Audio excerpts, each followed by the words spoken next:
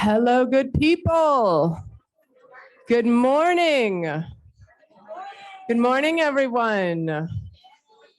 We are so very honored to begin this gathering with this extraordinary group of people in one place. So welcome on this rainy spring morning. My name is Garrett, and I am so honored to be here with you. And I first want to begin by saying, we will feed you. That was like the anti-welcome. The whole point of this is to respectfully and generously host this great folk. So a huge lunch awaits you, and a supper, and then a reception, and all tomorrow and all the next day. So thank you for your patience with logistical things. So let's go ahead and begin. This is the Pointing the Farm Bill Toward Racial Justice, a summit and briefing. We have many great sponsors in the crew, and they're actually coming more and more. And I'll just say a quick note about our sponsors and our various collaborators in this. And actually, it is AU Center for Environment and Equity, AU Anti-Racist Research and Policy Center, the Berkeley Food Institute, but of course, we are all here to center the amazing Advocacy Policy Institute of the Federation of Southern Cooperatives, the legendary Land Assistance Fund. So our sponsors are not just financial to make this happen, but actually are so inspired by your work. So these are actually partners in the struggle. They are here to learn from you. They will be here all today, tomorrow, and the next day to learn and be inspired by the amazing work that the Advocacy Institute and the allies are doing. A quick note of where we are. We are on Monacan Nation territory, and the Monacan Nation is alive and well. So the Monacan Indian Nation is a federally recognized sovereign tribe headquartered very nearby at Bear Mountain, and they have been doing powerful environmental justice work. They just stopped a pipeline. It was a 5-year struggle, and they just won last year. They're working hard on missing Indigenous women and thinking through a gender equity lens to abolitionist work and broader reparations work and land sovereignty.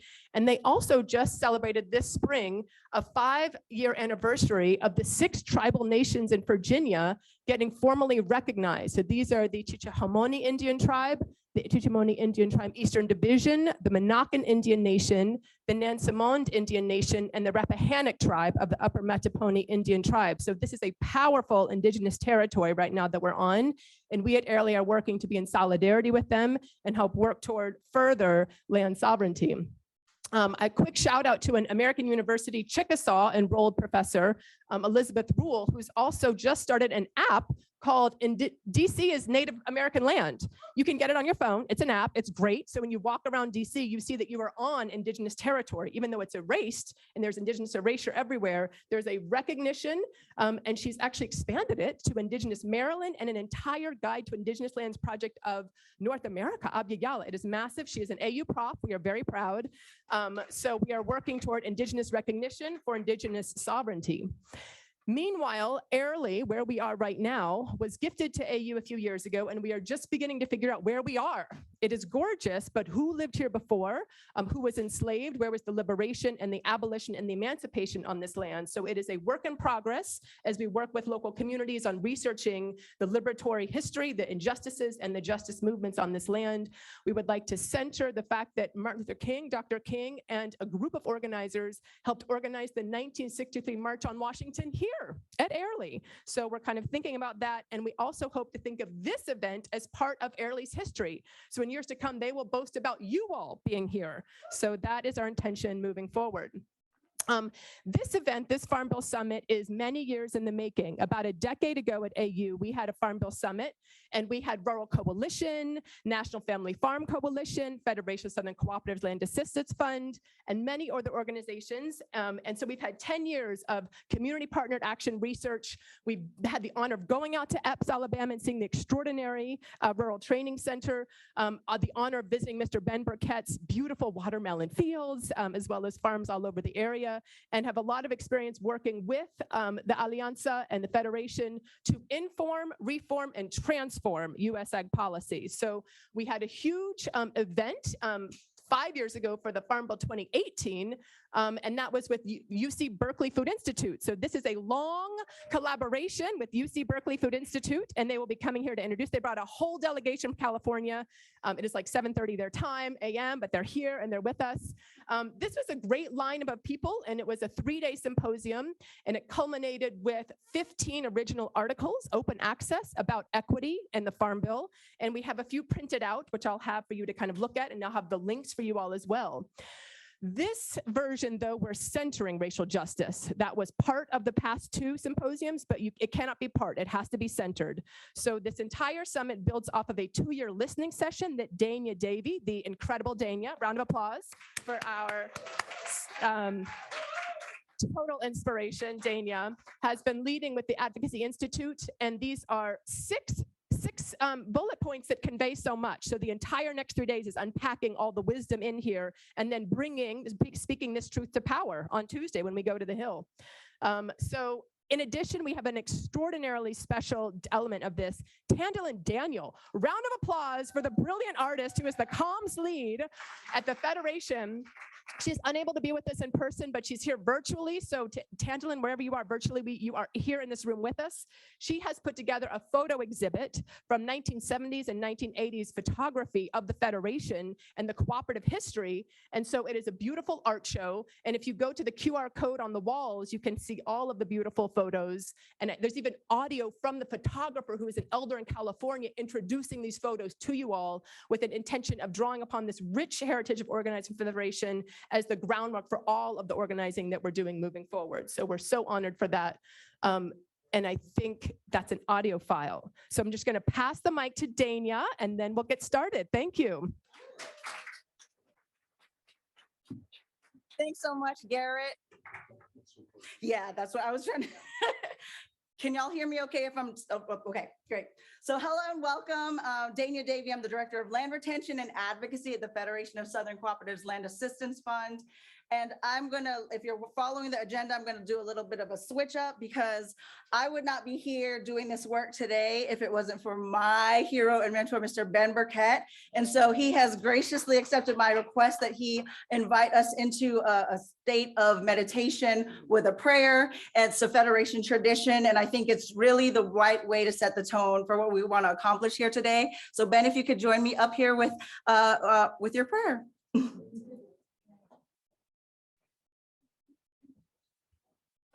I'd like to say good morning to everyone. My sister Dania asked me to do the prayer. I asked her if she want a Baptist version or a Presbyterian version. So I'm gonna give you the Episcopalian version. May we bow. The one who gives life, the one who takes life, the one support every being on this earth, no matter what your faith. We believe in the future. We believe in the past. As we continue to work together. One who provides us with water, with sun, with rain, food, clothing, the needs of our lives. Every day, the one who give it and the one who take it. We ask that you will bless this meeting, that we may conduct it in love, friendship, and honor, and respect for one another. For we know that one day we must be removed from this place. Go to the great farms of all farms. There we can praise again. In thy holy name, we pray. Amen. Thank you so much, Ben. And I have a little bit of a surprise for some folks. And this to me is a really important aspect of the Federation's culture. Third generation Federation member who is from the great state of Mississippi. Her mother, Ms. Shirley Blakely, is our board president. And I think it's also really important to center music. Music has always been a big part of the movement. And so I'm going to invite Briar Blakely to share her beautiful voice with us in song. Thank you. I don't know if you can hear me okay. So my name is Briar Blakely. I'm a little nervous, oh gosh. But I'm here with my mama, Shirley Blakely. And I just wanted, before I sing, I wanted to thank my beloved organization, the Federation, and the whole advocacy team for coordinating such a necessary gathering. And we're all here united in our efforts to get people, in quotes, to see us and to see Black farmers to right wrongs that have like plagued us for far too many years. And I think we're here to say no more, right? And we hold value through our culture and our contributions to agriculture, and getting our elected officials to see that value and the need for provisions that I repeat, or that I say are not discriminatory, because you're righting a wrong. So it's the right thing to do. And that's a fight that can be daunting and demoralizing, and we can get weary. But we remain resilient, and I hope that we continue to lean on one another and work towards the solutions that will continue to better our communities. And I hope that you all receive this song, and I hope that you enjoy the rest of the summit. When you're weary, feeling small, when tears are in your eyes, you know I will dry them all, 'cause I'm on your side. Ooh, when times get rough and friends, they can't be found, and just like a bridge over troubled waters, I will lay them down. And when you're down and out, ooh, when you're on the street, when evening falls so hard, you know I will comfort you, 'cause I'm on your side. Ooh, when you need a friend, and just like a bridge over troubled waters, I will lay them down. Ooh, don't trouble the waters anymore. Why don't you let them be? 'Cause still waters run deep. Yes, they do. Oh, yes. Oh, don't trouble the waters anymore. Why don't you let them be? 'Cause still waters run deep. Yes, they do.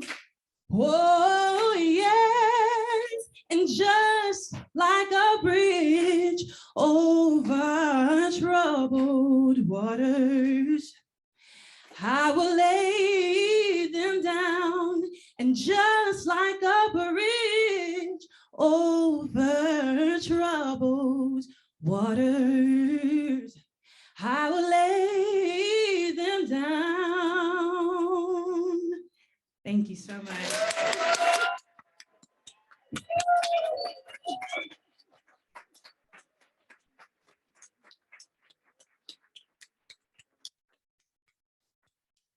If y'all don't feel welcome after that, I really don't know what to say to you. Almost got me, she almost made them fall, but thank you all so very, very much. I know if you're in this room, then you probably already have a connection to the Federation, but for the sake of what Garrett has shared in terms of the posterity of this movement, this collaboration, this partnership, I do want to give a brief overview of the history of the Federation. As you all know, we're a nonprofit cooperative association, and we are chartered in Washington, D.C., because the charter that we have actually does not exist in the states that we serve. So we are chartered to serve 16 states, plus the district. The primary focus of our work, though, however, is in South Carolina, Georgia, Alabama, Florida, Mississippi, Louisiana, and Texas. And our members consist of Black farmers, landowners, and cooperatives. And the Federation was founded in 1967, and I'm very proud to be a part of that history because we're not just like all other organizations that advocate, that talk about policy. We're really rooted in the civil rights movement and the Black cooperative development movement. And the 22 founding cooperatives, they had a vision for the future in which our communities owned and possessed the ways in which we provide for the next generation. And so in terms of land retention, it was making sure that we're talking about stewardship practices that reflect our longer term goals and really thinking about cooperative economics. And what does democracy look like? It's ironic that in 2023, we're still asking that same question. And the leaders that had the vision and the foresight to create the Federation understood that there was strength in numbers, and they merged with the Emergency Land Fund, which over 40 years ago conducted the first congressionally funded study on heirs property.